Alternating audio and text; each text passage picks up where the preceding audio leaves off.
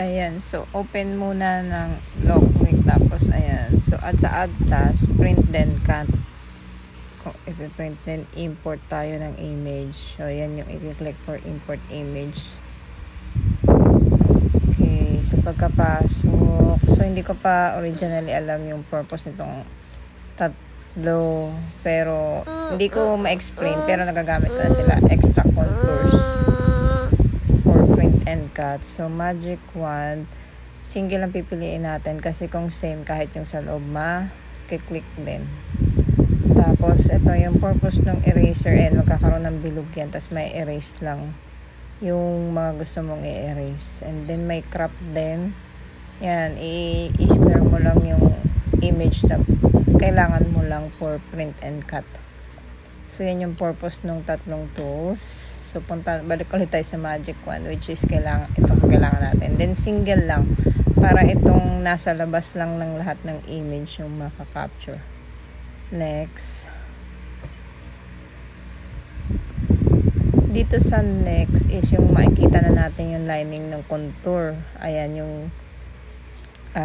blue sa gilid ng mga image, yun dyan siya magkakat. Yung shrink, yung pampaliit, papasok yung image ay yung lining sa image, and then yung expand is yung lalawak. So expand tayo, makikita nyo. Ayan, medyo lumayo na yung kulay blue dun sa image. So ibig sabihin mula na dyan yung lining. Dyan na yung cut nya. Import na natin.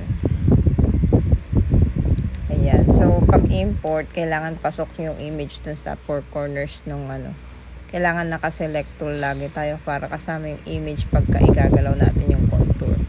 So kaya may kulay blue yan sa gilid kasi print ko to doon sa ibang bahay, sa bahay ng nanay ko, kasi nandoon yung printer namin. Ayan, so itinatama ko na lang siya dun sa black.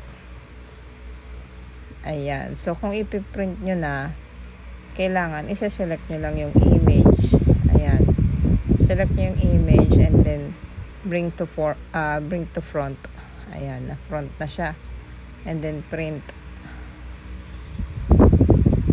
Ayan, print nyo na siya dyan. So cancel ko na lang muna, and then sa cutting na tayo, wala na kayong ibang gagalawin. Add task na lang, select all layers. Okay, and then ayan, so my device, select nyo yung device ng lock click, tapos hanapin natin yung PUHTV. So parang tutuklawin na pala ako dito sa video na to, nasa unahan pala siya. Ayan, binalik ko sa lock click, PUHTV. Ayan, PUHTV. Ayan. Ayan, so for kiss cut, ang force ko lang is laging number 2. Yes, number 2. So wala na akong babaguhin. Blade, passes 1 lang, speed 5, tapos 10 cut na. Goods na yan.